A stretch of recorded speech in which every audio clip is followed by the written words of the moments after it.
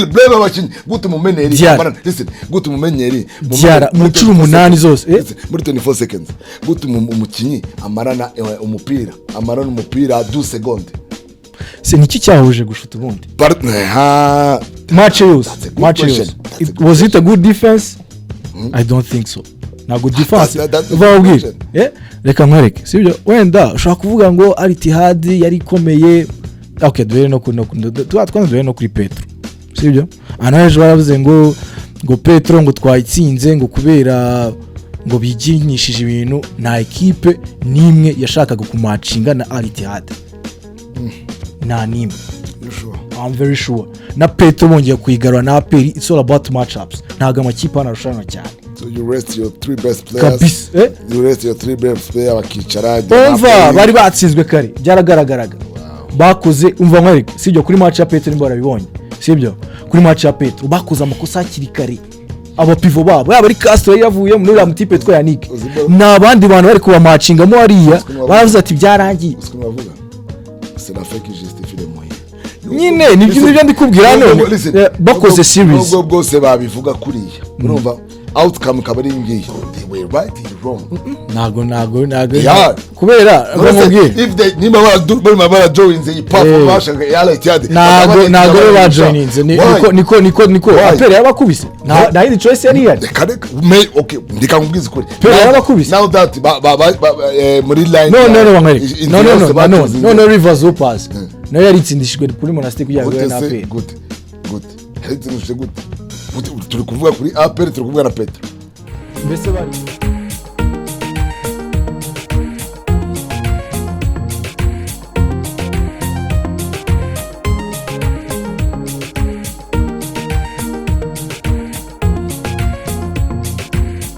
and we are back with the Buzzer Pod episode 27. Yeah man, kumemenyereye ibintu yo kabea yeah man. Aperi yaratashye.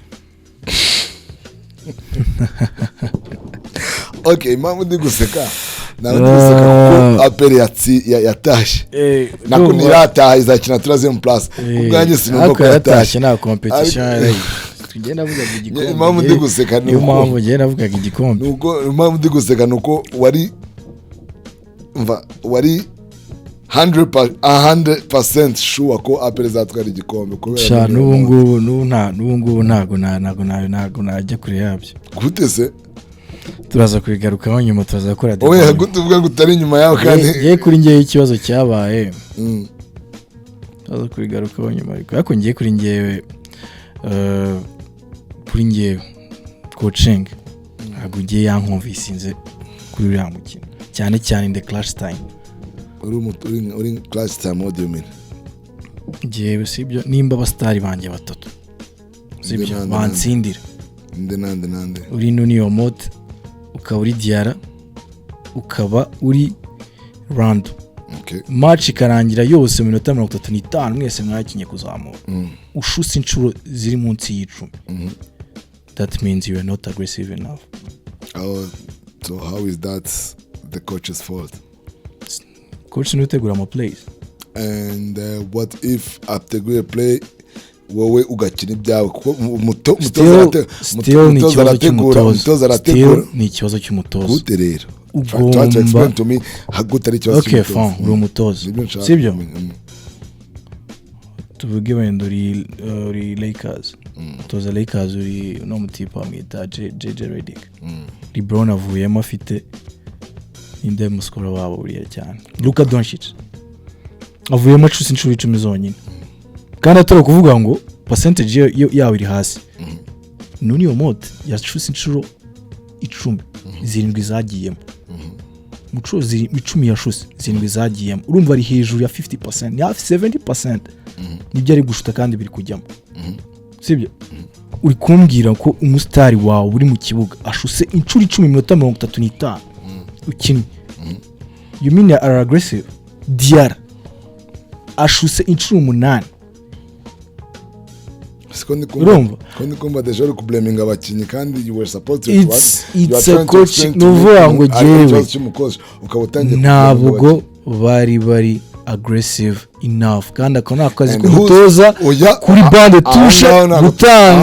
gutanga consigne nimba reka nkwereke cyane no muri fourth quarter mu minota 5 ya nyuma. Do you think umutoza nimba wigeze utozaho, do you think umutoza ari kubona azi abakinnyi biwe, do you think ako kantu kubabwira ngo you have to be aggressive, this is something umutoza akora abwira buri muntu wese na just uri kuri bench? I believe that ko uwo umutoza ashobora kumubwira ko you have to be aggressive, abizi neza ko atari buze gukina. This is something, nicyo kintu cya mbere umutoza wese abwira umukinnyi. Ubwo rero ntago wigeze ikindi ari kibazo cya coach. Fourth quarter yo ashize arabura iminota 5 sibyo turi harimo amanota ni 65 69 sibyo uzo umuntu arafasha moto asubiye mu match ndahireba mbere yuko nzana hano muri studio nabirebye uzo umuntu arafasha moto sad god thank you your mismatch how the fuck are you not saying it? Thank you uri umumeneri ni gute ukumbwira ngo iyo mismatch utari kuyikoresha. Thank you so much. Nta makosa yandi y'umukinnyi uri munani. Do you think coach sakuza mutoya bwati herezo mode nicyo kintu wese uri kuri bench umeze gute? Wese uri uhagaze urimo kureba iki? Warabibonye kubyagendaga? Nimba warabibonye usiko Omote ari ahantu bamugeze agatangira gukina wenyine narabikubwiye tuno kureba match tenga match twarebanye nambwe uyu mujama Omote afashe balo nta n'umuntu wa stopping match yitangira. What did you say? Waravuze ngo mujama ntabwo ati mu mupira aratsinda nta muntu n'umwe bro basi urashagweza umuntu mu kipira bakoze nani bakore umuntu ekra akisanga toujours ari kumwe n'umukinnyi ari kwishe agenda buhoro niwe wabivuze match gitangira. Wavuze ko Omote atari aggressive na gato namubwira ni ko akina buhoro kuri still jewe reka nkwereke okay fine je no opinion yanjye sibyo of course ni yawe ndofite ubundi buryo wenda wumvamo ibintu jewe my best player sibyo my best player so kuvuga ko gushuta byanze wenda arimo kumisinga bya atari turimo clutch time arabura iminota 5 wipermese kumwe mu mupira sibyo blame abakinnyi je aho ngaho nta kibazo nimba ko icyo kiri ku bakinnyi na blaming Noel cyambere kuko match na Noel na Rando na blaming Rando reka mbwiza ukuri bamwe mu mupira neza cyane kuko yajyaga kuri mu minota 5 ya nyuma sibyo uzi impamvu minota 5 ya nyuma uretse Diarra rimwe yafashe umupira nabwo amasegonda yashize agashuta trap ikavamo nabundi buryo yeza kongera kubona umupira. Wait kamubwire rero nimba karta kane gitangira sibyo match yari 57 58 sibyo ala Tripoli ku leading urumva Noel akora turnover ya mbere sibyo iba 60 urumva aragenda akora indi ya kabiri iba 64 urumva arongera kuri indi urumva ajya gutunani Diarra akorera agada Ikosa sibyo nibwo ku munota wa gatandatu nibwo bongeye gutsinda ari nanone Omote urumva ufashe agapenetra harajya amanota ngaho icyo gihe ikibazo cyo mu minota 5 ya nyuma sibyo urumva 5 ya nyuma harimo 6 arimo 5 sibyo kuko nuzira abandi aragera zamuka ashuta trap akubata bagaruka bayidukubita ya sade voilà urakoze cyane yego atongera mu 8 basi bayishura mu 8 yego ariko jewe none aho ngaho tugume kwanza aho ngaho kuko match karta zose eshatu ngewe kamwe turnovers none se mu gihe umustari wawe uri umutoza utegizije ngo ubone umupira ashaka uburyo a creating ko none Omote uzumura sad it's a mismatch. None Omote he is a good player uramugaba ari money oriented cyane ari muri business none se yaguhaye iki ukuntu yagukiniye wamwe expect urashaka kukiri kubleming umutoza wo kubleming umukinyi wawe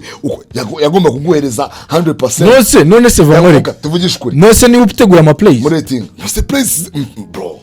come on niyo wavuze ngo ni mu mupira muri play kangwiza kuri muri play none Omote nimba mu mashoti 10 yakinnye yashuse arindwi yagiyemo uri kumubaza iki mu gihe utamuhaye none se ni ndote ese responsabilize yanga kubikora uri umutoza icyo ndashaka come on bro gute wambwira ko umutoza muzima ariko ubona his best player niba amwereza umupira nubwo wabura umukoca wanyu mutabaho ntago wakora iryo kosa if you can think that do you think he hanyuma Diarra kuki atabonye imipira still blame abakinnyi gute mumenyeri listen gute mumenyeri Diarra mu 18 zose muri 24 seconds gute umukinnyi amarana umupira 2 seconds se niki cyahuje gushuta ubundi matches was it a good defense I don't think so na good defense vawubwira reka nkwereke sibyo wenda ushaka kuvuga ngo Al-Ittihad yari ikomeye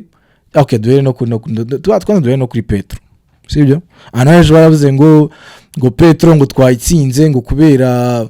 ngo biginyishije ibintu na equipe nimwe yashakaga kumacinga na Al-Ittihad na nimwe. You sure? I'm very sure. Na Petro bongeye kuyigarura na APR, it's all about matchups. Ntago amakipe anarushanwa cyane. So you rest your 3 best players. Kabisa, You rest your 3 best players bakicara. Umva bari batsinzwe kare. Byaragaragaraga. Bakoze umva nkwereke. Sibyo kuri match ya Petro nimba barabibonye. Sibyo kuri match ya Petro bakoze amakosa hakiri kare. Aba pivot babo yaba ari Castro yavuye muri uriya mutipe twa Yannick. N'abandi bantu bari kuba matchinga mo hariya baravuze ati byarangiye. Usikuma bavuga. C'est la fait qui justifie les moyens. Nyine nibyo ndikubwira none bakoze series ubwo bwose babivuga kuriya urumva outcome kabari ngiye they were right you wrong nago kubera bamubwira if they nimba bari join the perform bashaka yala icyade nago ba joininze niko apere yabakubise na hidi choice yari yari okay ndikamubwiza kuri apere yabakubise now that muri line no rivers upas no yaritsindishijwe kuri monastic kugira ngo na APR good yaritsindishije good turi kuvuga kuri APR turi kuvuga na Petro mbese baritsindishijwe je nagwaye yego ngiye kuri Petro oya Yannick ikoresheje amakosa kugira ngo avemo I've never listen ntabwo nabitekereje kuri ya now I'm thinking about it kambwira kuri because equipe nimwe yegeze ishaka byaragaragaraga hari equipe imva oya reka tureke kuvuga ngo nago okay ntabwo hari ya ntabwo ariko bigenda wowe uri Petro sibyo nawe shyira muri logique uri Petro mu gihe yawe ushaka gucamo hari equipe nimwe itaratsinda ninshiramo logique bari abavuze ko yitsindishije they are right you wrong outcome ira they are right you wrong okay abavuze ko yitsindishije yego nanyingiyemo ubu nanyingiyemo mbese yaritsindishijwe kugira ngo ibone equipe ikomeye muri competition yego ikanayitsinda so which ko imibare bakoze yakiyemo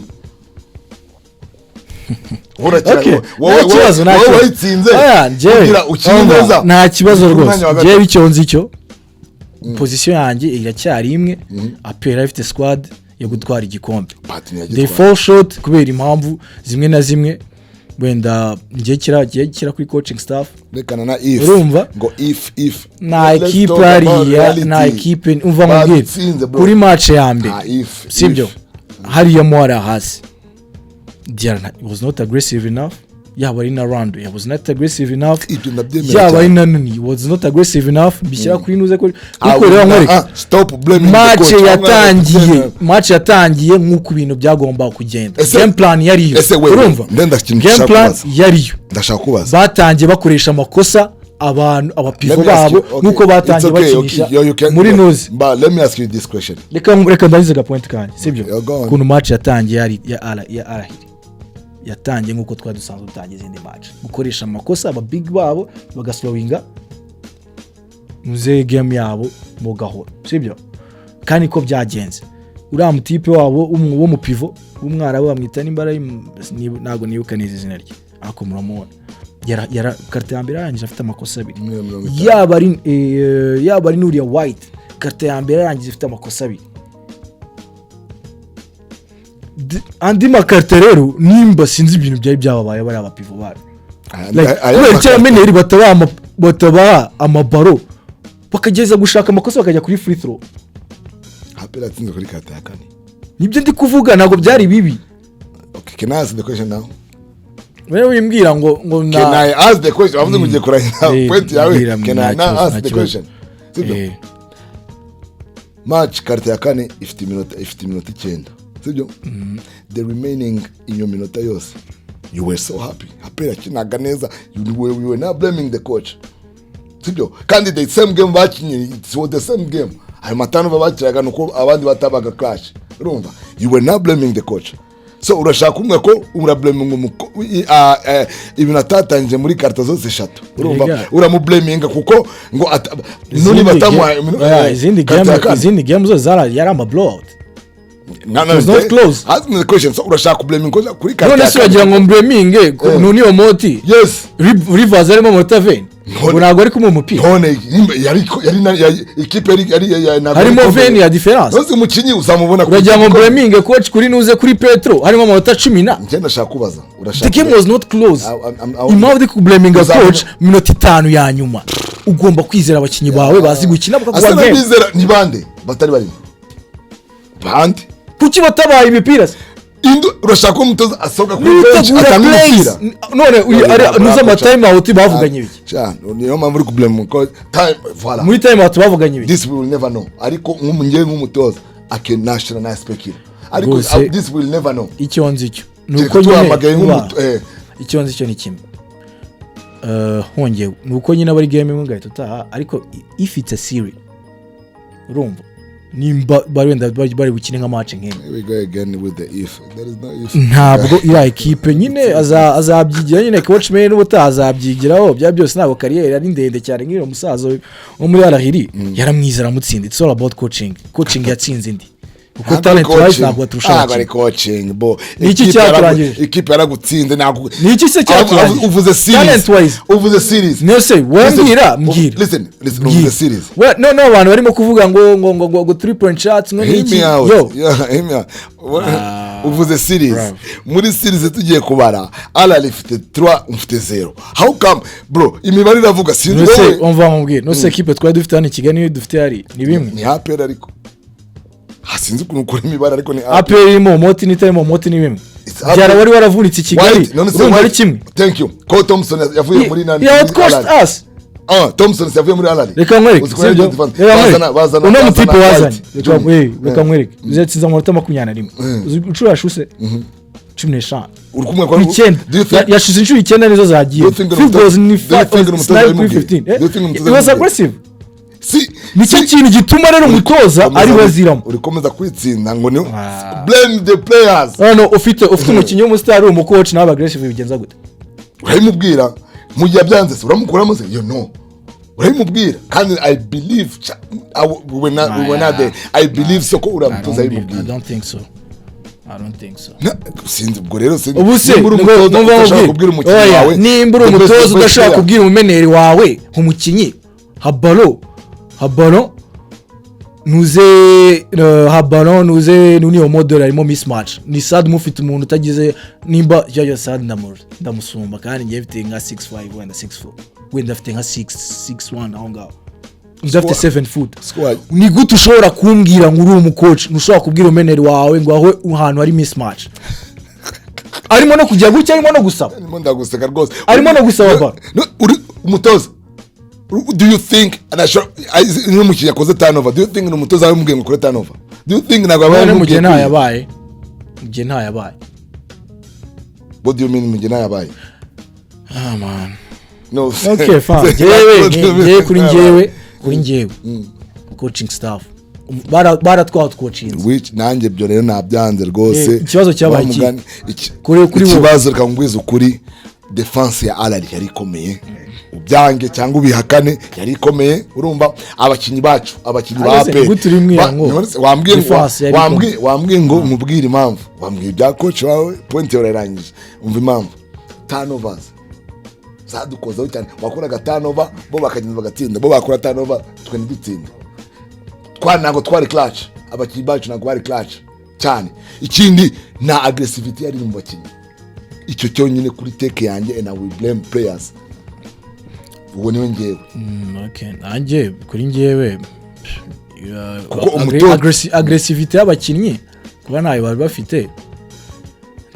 ndabishyira kuri coaching staff at some nubwo utabisobanuriye let's take it that way nta kuntu ushobora kumbwira ngo muri match yose umuntu wenyine wagize shot nyinshi wagerageje ni Obadia ufite shot 11 off the bench. And you think the coach told him to do so? Eh? Do you think the coach told him to do so? I don't know. Simbizi ngewe ntabwo ndimo ariko icyo ni ikibazo cya ntabwo ushobora kumbwira ngo muri class time arabonye iminota 5 yara nta mupira abonye niyo motsi nta mupira abonye gute atabonye imipira kweri ubwo se ninde wafite imipira uze kureba thank you ariko se ko ngende kubikubwira uzo kongera usubiremo match ndo dukurikiramo uzabiri it's okay jewe narabibonye mu minota 5 ya nyuma minota 5 ya nyuma nyine minota 36 yose ninde wafite imipira okay minota 5 ni bande wafite imipira yabaga ari rando no bad yo bituma umupira uri kwizengurukaho ni rando urimo gushuta bagafata twatangiye kugera kuri pressure bro abakinnyi nibo nayo mashuti yose nagari coach bakinaga nabi après turnover yahitaga saba tamura what do you think my god anyway icyo abfa per ibyo byose ibyo yize nimba na coach May nimba ibyo yize yarabyize mushobora kuvuga arindi nabonye siko twashuze neza kubarusha percentage wise field goals waribizi yego twashuze neza kubarusha nawe navuga ngo ma 3 point shot na wigeza falling nta muntu umwe gizorenza 3 point shot nta numwe sinumva none se kukibera ntago na aggressive ndabyibuka no si mukora dashobora gucreatingira abakinnyi ngo bashute uri kubona ko byanze okay muri nagushaka kuvuga ko byatunaniye gushuta umukinnyi washuse cyane yashuze 3 point shot boss bashirama ku munota wa 4 nko babivuze wa 3 kuki yashizemo Robin na no uziko Robin atigeze ashuta ndakubaza nyine kuki yashizemo se wanyumbishe kuki yashizemo Robin na Poyo. Why do you think so? Kuki yashizemo Robin na Poyo. Kubera no ndashaka why do you think yamushizemo so kugira ngo ajye gushuta ariko nigeze no si kuki batasha how is the coach forced no nagwigeze creating ama plays atuma bashuta come on chizemo my best shooters ukambwira ko na play nashushanyije yo kuba utuma bakina why nabashizemo none ko batashuse voilà blame them cyangwa defense arikomeye cyangwa byarabanani defense was that good kuko bibaho hari gihe unabyuka rwose akumva nago bihari ntago twize dushuta amasegonda twarera ryega tukizengurutsa byane twavugaga ngo the May way ngo amapasi dafite ikintu ageraho ana pass abamenero bago uziko match yose ama seconde reka nkubwire tugende kuri statistical sibyo tugende ku ma statistique twashuse inshuro 56 sibyo kuri karta muri kartenye siko twa averaging nga amashuti 10 kuri karta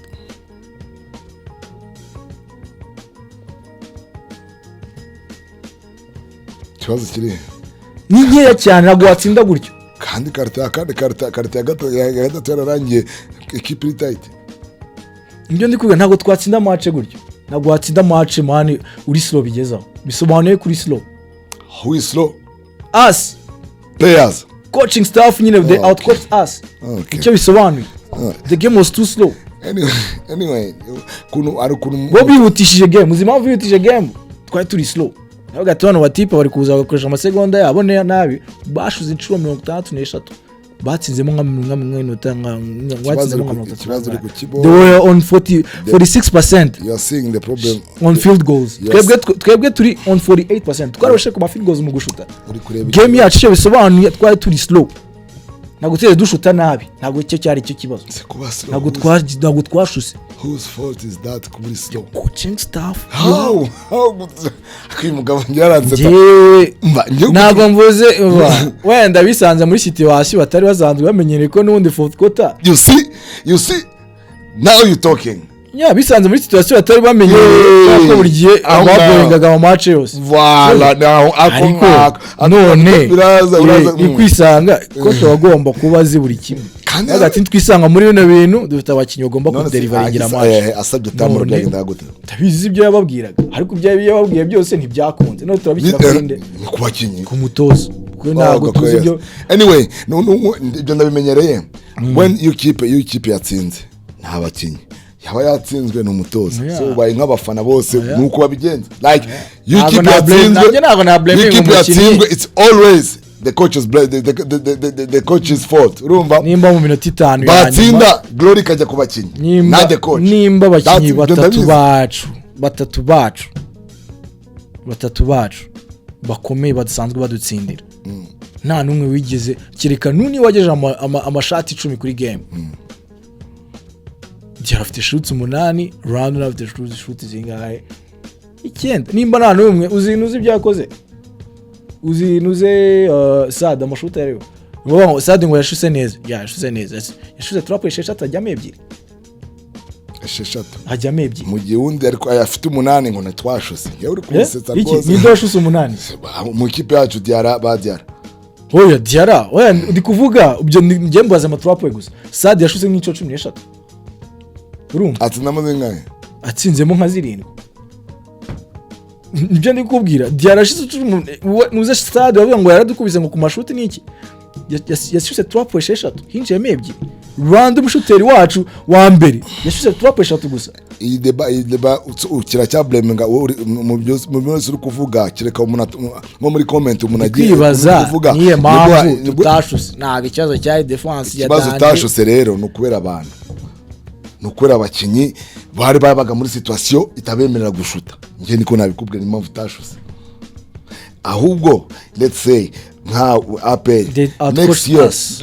let's talk about next year kuko ibi muri passé n'ubundi le passé bayigiraho ntago ari kugira abantu bayitinde kuri apel urumva next year ni jahariya kuko nyewe I'm not blaming apel ahantu yageze rwose na Petro mbere yuko itwara igikombe yatangiye urumva kugira izamuka nje nyifitiye icyizere ko ishobora ku next time ishobora kuzazana igikombe ngiye ko ngeza kuri wowe urumva muri next abakora iki coaching staff overall nubwo mu minota 5 ya nyuma I don't agree with them in my opinion now afite yawe which is good let's agree to disagree nta kintu mbona such thing as that ira jambo ndaryanga let's agree to disagree no it's either we agree or we not so we didn't let us agree to disagree no let's not disagree that's that let's disagree yes okay urumva kuri ngewe apel kintu yakosora se niki bari barekrise neza urumva squad bari bafite it was built to win to nkuko nabivuze mbere ngewe nabivuze n'aka kanya sibyo nuko nyine nta nyine it's a knockout game ariko ndabizi neza wongeye gukina na Ittihad apel yabakubita kubera ko coach yabayizi yaba yamwize reka tureke if nakubwiye tureke if ibyo rero nyine ni gutyo nyine bimeze nta kintu kinini ikintu cyo nyine nababwira administration uko bongera recruiter neza personnel nzima bakareka kuzana abakinnyi bavunitse n'abakinnyi batazongera kubafasha urabona ariko starting 5 yari experienced nta kintu narenzaho amafaranga azanya abakinnyi babiri do you think nta mukino umwe indari bari kuzana ukora difference nuse ninde mukinnyi wazanye ntarakoze difference ndavuze umuki we si muri barakoze difference twari abanyamahanga abakinnyi babaye turi kuri final ni detail no yazaturangije kandi nibyo nanazisubiyemo ko ari cyo cyakubwiza ukuri nimba ushaka kwiga ikintu rero ni coaching nushobora kuvuga ngo wakoze neza kandi uri muri failure ni basket ni cyazo cya detail nimba umutoza yakora coaching rero yo detail yaratsinzwe yo detail uri kuvuga yatumye itsindwa niyo mpamvu tugomba kwikosora nyine nibyo navuze ubwo nyine coach May yarize muri cash muri money time baramwatwocinze baradutsinda kuri ngewe rero ngewe squad yari ifite apel yari iriya nta kindi bakora ikindi ubutani basubirayo ko ndabizi ko bazasubirayo apel ndayizi ko byagenda kose by all means necessary byaba ari ukugira gute apel izatsinda izatwara igikombe urumva uko byagenda kose biciye mu nzira zose zishoboka apel izagitwara sorry rwose ko bande sorry kuri Patriot sorry kuri Leg apel ntabwo ishobora kwipermeta kudatwara kino gikombe cya RBL izasubirayo nanjye ngongeye kuvuga ngo irazatwara cya bare n'ubutaha oya bare no bafite no n'Imana finali izabera ni Kigali tuzabapuza public izabihari iyo nindi yato sibyo inama yonyine nababwira mugiye muri hariya muri bare sibyo twari selection y'igihugu mane abakinnyi bazi gukina abanyarwanda bari jibe bazi gukina mu batware Gaston hari ahantu ntabwo ari kugufasha nako yari kugufasha uriya mutipe uyu nguyu wadukasaga byatari uyu nguyu sad ku motropo n'iki wa Steve akamucakira akamukina wenyine ariko byo kuzana umuntu uvunitse ugasiga Steve yari Ikosa bari abagabo ngo ni ba salongo bari bakora amakosa abagabo rwose ira recruitment sinzi nuko nyine nabo bari kugenda babyiga ariko ikibazo basubiyemo Ikosa inshuro ebyiri ntago babyiga hehe se ko abantu bashira ntago bari abantu ndeka mubwiza ukuri baba bashira kurya amafaranga gushira amafaranga imbere injyabura imbere batitaye kuri abanyarwanda benshi kumusho bababaye oya urabona nka buriya urabona ko gushuta ntabwo twashutaga cyane ariko ushobora gukora aga play urumva Gastabare kawe yaki ari experienced ni kapiteni wa equipe nationale okay reka tureke APR n'ubundi byarangiye reka tuvuge ibyacu ngaha man ariko APR naragerageje felicitation bamugariye next time byibuze kuri ngewe ni detail no yazabakubise no yana APR kuni ahantu yageze rwose ngewe rwose ndabizi ko ubutaha bazagira finale kandi bageze finale anything can happen yego ndabizi ko muzagira finale kandi courage rwose muri RBL wa mugani playoff igiye gutangira gisi no munsi n'ama match nejo kwa gatanu ya tuzitabira ari UGB na Tigers imwe muri oya nyine imwe muri zo UGB zakina na Reg nani kine na Tigers kine na Kepler Numbisha mwatubabariye kweli ko mwebwe mudashaka wari Tigers mwatubabariye rwose ko mwe mudashaka playoff mugaragana mukine mwese nitubona ya match ya APR na ko match ya Tigers na Kepler igomba kuba tight mubahereza akazi kuko na Reg izasigira UGB kandi imwe muri zo byiri igomba irashaka sport ya kane urumva ikintu gihari man Kepler nta mikino yabonye umutoza mushyashya n'umukinnyi bongeyemo n'undi mukinnyi ukomeye cyane urumva oya yari ahari uriya mukinnyi yakinnye matches yaracyahari ntari ngize ngo ntabwo ari mushyashya ko yakinnye nka match nk'eshatu ariko ni mushyashya ni mushyashya ko yaje ariko bafite umutoza mushyashya w'umuzungu ntabwo nibuka neza izina rye ndaza gucekinga ntamufite bameze neza bakubise Rege abantu rwose match baze turebe karakamashka ntabwo baraherutse muri kuri stade wa mugani rero ndabizi zaba ziryoshye kabisa yaba ari Tigers yaba ari UGB izajya muri playoff bombi barashaka sport muri nani muri playoff ariko unfortunately amakuru numvishe muri Tigers nuko Emery David avunitse bizabari senuze yarakize Lars yarafite ikibazo kivi ariko David ntago hari kandi it's a must win game zombi ebyiri kuri UGB it's a must win kuri Tigers it's a must win kugira babone sport ya kane yameze neza abari tayari Rege ntabwo yashyiramo imiyaga ntuzi UGB kabisa wapi kibazo amustari wabo ntago hari man rero kwa gatanu tuzaze turi benshi kuri Petit Stade turebe match za Rwanda Basketball League rwose yagarutse zigiye kuza ahubwo APR neza arimo gutangira gutekereza APR ibyibuze yagicakiye ndikibaza coming home akumva nkubwire bari kuzatuma n'abantu nyine basket abantu bari kuza ngewe monde ya basket ya APR gitwara na I was rooting for APR why numvaga ko APR gitwaye na monde ya basket hari ukuntu yari kongera ikazamukaho gato arimo kwibaza federation yakora iki kugira ngo capitalize kuri bino bintu hagati wenda ari kudutegura show muri arena kazari awe party ibintu byo kuvuga ibintu rero bitazongera bitazaba turi muri bituma ngo twari kuzagenda yeah man nakundi twarababaye ariko at the same time you are proud of you urumva ntago nyine ibintu byose byagenda neza tunama detail mato cyane adukubise anyway muzabringa ariko nukuri abantu muri administration mwikora agashi kuko ntago sinzahwema kutabivuga I will keep saying it you got away with it kwera yuko mugeze demi finale mwana ari Christian neza umukinyi umwe ariko man ntago twabyibagirwa before kumva muri studio mviko ko ngenda so saka 13 million zari worth it still kuri ngiye zari worth it bye choose zari worth it iyo bataza kuzitanga se byari kuyenda bite bye nge nagiye demi finale bari kuzigeramo